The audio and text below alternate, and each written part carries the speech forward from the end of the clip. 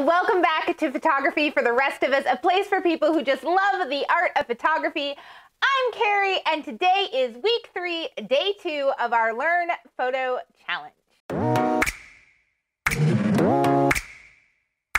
All right, we're already on to day 2, and just as a reminder, we are talking about lighting this whole week for week 3, so we want to keep that in mind as we move forward with our prompts. You guys are doing a fantastic job. I loved seeing your black and white images yesterday, and I hope that shooting in that monochrome really helped you take the opportunity to kind of see everything a little bit differently because you're really looking for the light. With that in mind, today's prompt is fun with shadows. So yesterday we were thinking about, hey, okay, where is the light coming? And I want to shoot, the light. And now I want you to think about the darkness. So I want you to shoot into shadows. And part of that, well, A, it's really fun, actually. It's a really fun activity.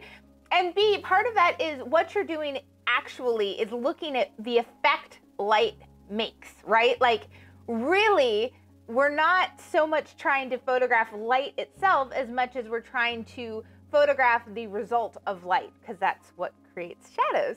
And it helps add depth and dimension. And sometimes it's just playful, like the cover shot right here. This is just fun. But if you look at it, I don't need as much information to tell a whole story, right? Okay, so let's look at this photo, right? What's he doing? This is actually my husband, but what is he doing?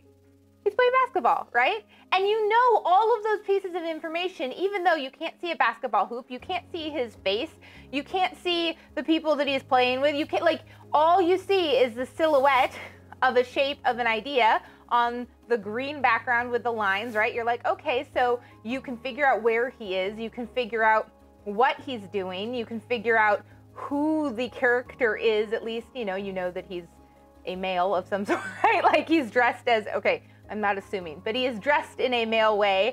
So like you can get so much of the information without actually showing all of the information. And that's kind of what I want you to play with today. I want you to think about creating images that tell a story without like literally telling the story. So here is another option or another example of that. This is I'm not going to tell you right away. This is an image that I took a couple years ago. Now, because 2020 was just a blur of staying at home, and look at, like, when you look and analyze the picture, can you figure out where I am?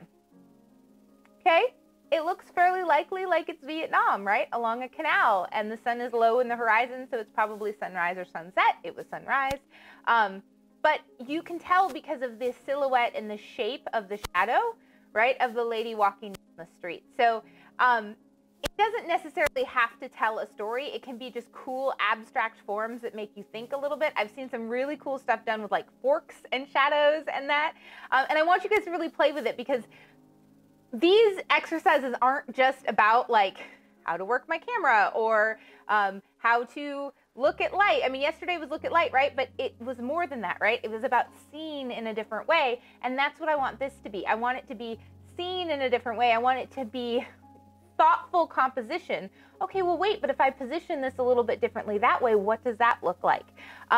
So I don't have a demo specifically for you, but I do have a suggestion, but you are welcome to like do whatever you want with this because I know that you guys are gonna have a really good time with it. But looking at the effect that light creates and creates shadows and the shapes that shadows then create, my suggestion would be, if you can't come up with anything else, get a lamp and take the shade off of it, right? So that you just have a single light source or a flashlight or whatever. And do you guys remember when you were kids and you do like the animal? That was terrible. Like the little bunny animals and stuff. Like,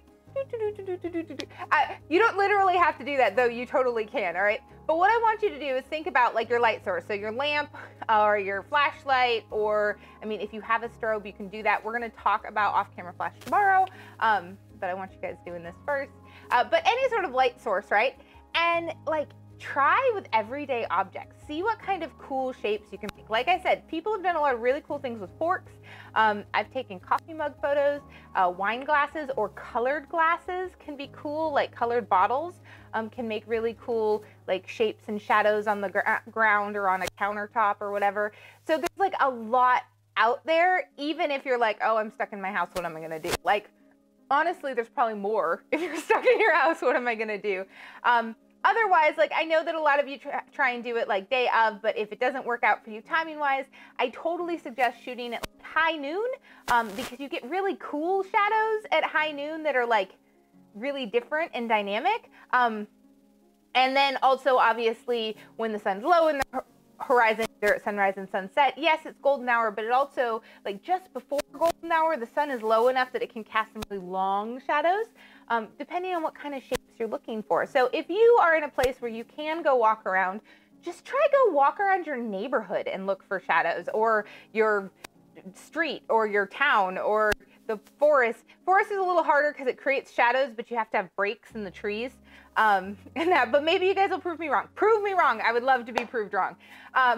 Or, like I said, set something up in your home. Have your kids help you and like come up with cool shapes. Can you make a shape of something that is nothing like what you're creating to create that shadow? Just, you know, have fun with it. And then with that, as far as exposing for shadows, I do recommend, you totally don't have to, and you don't have to submit these things in black and white, but if you are challenged with the idea of seeing shadows and that, continuing to shoot in monochrome like I suggested yesterday might be helpful for you. And if not, spot metering does help, because then you can expose to like really let those shadows just fall. So try it. Try exposing for the shadows versus the highlights. I will tell you right now, you want to be exposing for the highlights. But spot metering helps when you're shooting shadows, because then you can really let those shadows just get dark and rich and beautifully silky. And if you guys have seen my Instagram, which hopefully you have, I'm all about some dark shadows. So this is kind of my cup of tea, but I tried to come up with something fun for our cover picture for you guys so that it wasn't just like super moody, because we're gonna get into moody later in the week. Okay, well, like, that's it. I don't have anything else to say, because I know you guys are awesome and you guys are gonna take this information and run. But if I missed something completely blatant, please comment below and let me know, and I will like fill in. I'll write an entire article if you want, if I've missed something. But I think you guys have got this, because we talked about all of these different steps. Again, I'm just going to throw it out there. If you don't know how to spot meter this, the shooting moody images video I did is all spot metering, and it's a great place to start. But I think most of you guys have checked that out already. As always, post your images on our Learn Facebook group under the thread, and on Instagram with hashtag photos for the rest of us and hashtag Learn Photo Challenge. Like and subscribe, please. Comment below, hit the notification bell, all those things I'm supposed to say because I'm on YouTube now. And yeah, I'm really excited. Do dust off your off-camera flash if you have one for tomorrow. In fact, it would be super helpful if you guys left a comment below saying, hey, yes, I have one and I'm excited, or hey, no, I don't have one and I'd love to see options, because I am trying to kind of get a gauge on who all is participating and what kind of gear you have in that. But yeah, I'm excited. I don't even have anything else to say because I just want to see you guys' pictures. So I'm going to call it. I hope you guys have a wonderful day. I can't wait to see your photos. Don't forget Instagram. Don't forget the Learn Photo Challenge thread on our Learn group. Wow, words. And I will see you tomorrow, and we're going to do a full demo tomorrow because we're talking off-camera flash. It'll probably be a decently long video. So I will see you tomorrow, and have a wonderful day. Bye.